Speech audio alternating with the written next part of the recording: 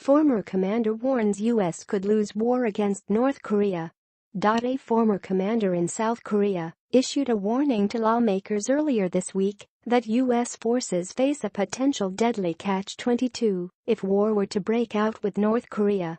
U.S. forces are outnumbered 1.2 million to 28,500, and any attempt to fortify would take months and be seen as an act of war by Pyongyang.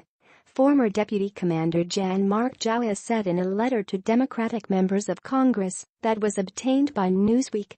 The 28,500 U.S. Armed Forces personnel in South Korea are vastly outnumbered by North Korean forces, as well as South Korean forces that will conduct the overwhelming majority of the fighting. Unlike every conflict since the last Korean War, we will not be able to build up our forces prior to the start of hostilities, Jouas wrote in the November 7 letter, according to Newsweek.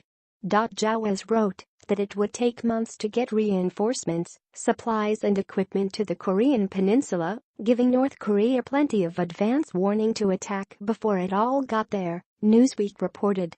Jouas' letter was apparently sparked by a report issued by the Pentagon saying that a ground invasion would be the only way for the U.S. to eradicate North Korea's nuclear arsenal.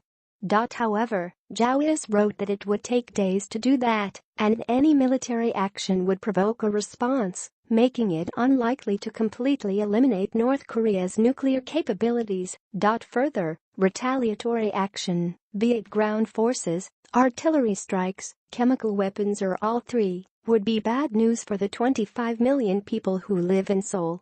An enormous casualty and evacuee crisis will develop and include over 100,000 non-combatant Americans, many of who will turn to U.S. forces to get them off the peninsula, Jouas wrote.